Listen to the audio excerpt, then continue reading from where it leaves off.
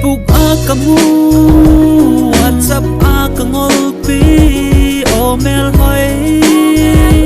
nang nahi kahin mai gì kahin in sidan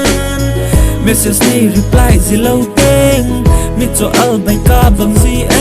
nangin ka lung se na ne het pila chun nangin ka ngai lu na ne het pila chun oh hi bang lo min ke kisa boy pong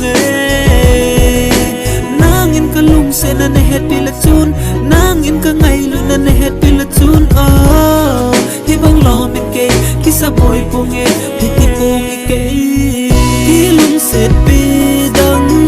na nei zong ka hai boy kalung set nahi kalung teng ahi nahin mil pong kahin it zidan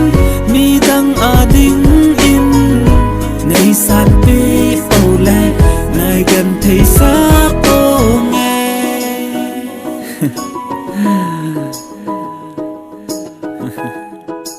hey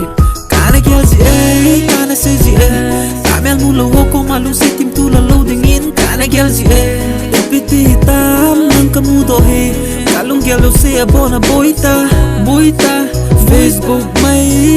mai ya ki mu hi zong lehen whatsapp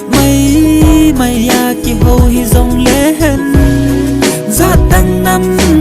dang ka hi poi ki lung se thei mong hi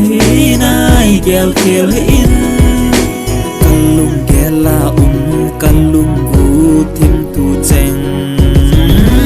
he so tai hin say ta na lung gel Facebook kamu whatsapp kangol pi email hoy nang nahi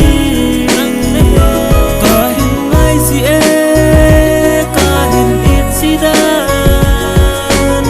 message này reply gì lâu tên mit cho al bay ka bang gì nangin ka lung se na ne het pila chun nangin ka ngai lu na ne het pila chun oh hi bang lo min ke kisa boy pong